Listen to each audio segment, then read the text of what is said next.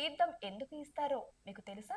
అయితే ఇప్పుడు తెలుసుకోండి. ఆలయాలకు వెళ్ళినప్పుడు దైవ దర్శనం అనంతరం పురోహితులు అకాల మృత్యుహరణం, సర్వవ్యాధి నివారణం, సమస్త పాప క్షయకరణం, పాదోదకం పావనం అనే మంత్రాన్ని చెబుతూ తీర్థాన్ని 3 సార్లు చేతిలో వేస్తారు. అమృత సమానంగా భావించే తీర్థంలో పంచామృతాలు, తులసి దళాలు, సుగంధ ద్రవ్యాలు, మంత్రశక్తులు ఉంటాయి. వీటి వల్ల ఆ తీర్థం అత్యంత పవిత్రంగా మారుతుందని పురోహితులు చెబుతుంటారు. అకాల మరణాన్ని తప్పించే శక్తి, రోగాల నివారణ అయిన తీర్థాన్ని స్వీకరించి భక్తుడు స్వచ్ఛమైన మనసుతో దేవునిపై దృష్టి ఉంచాలని పండితులు చెబుతుంటారు. అయితే 3 సార్లు ఇచ్చే తీర్థంలో మొదటిసారి తీర్థం తీసుకుంటే శారీరక, మానసిక శుద్ధి కలుగుతుంది.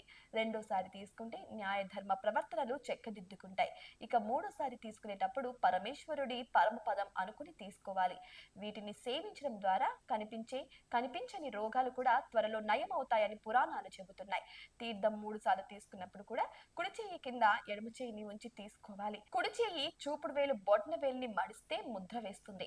ఈ ముద్రతో తీర్థాన్ని తీసుకోవాలని వేద పండితులు చెబుతున్నారు.